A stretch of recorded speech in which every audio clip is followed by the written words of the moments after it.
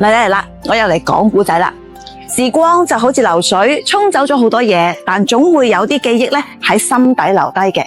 只要仲有人記得，就未算真正嘅消失。喺海珠區嘅西北角洪德路嘅旁邊藏住一條老街，叫永興街。佢挨住珠江嘅前航道，已經有過百年嘅歷史。百幾年前呢度因為水路方便，成為咗船隻埋岸嘅地方。不過嗰陣時咧，佢仲未叫永興街，而係叫雞鴨滘。一到墟日，窄窄地嘅街巷人多到爆，由四鄉運嚟嘅生果、土產、雞鴨都係喺度交易嘅。成個市旺到不得了，啲精明嘅雞佬孭住個擔挑，個個金睛火眼咁睇實啲雞鴨，想揾到最靚嘅走地雞。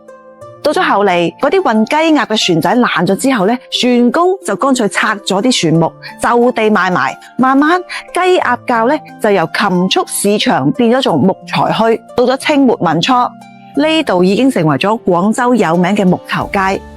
邊條村有人辦嫁娶喜事，就一定會嚟到呢度整翻件木器，有雕龍有雕鳳嘅分床，雕花靚到爆嘅衣櫃，件件都裝滿人對美好生活嘅期盼。永興街嘅師傅手藝出名口㗎喇，傳聞最旺嘅時候咧，成條街由朝早到夜晚都喺度唰聲刨木嘅回音。咁不過時代嘅浪潮從嚟咧都唔會為任何人停低，跟住陸路交通越嚟越發達，水運就慢慢唔得啦。永興街嘅旺氣亦都跟住退色，嗰啲曾經逼滿人嘅木材鋪、生果鋪一間間關門。到咗洲頭咀隧道一開，更加多嘅老街坊搬走咗。而永興街嘅盡頭有一座收埋咗幾代廣州人集體回憶嘅永興街碼頭。呢座老碼頭喺珠江邊上咧，企咗半個世紀㗎喇。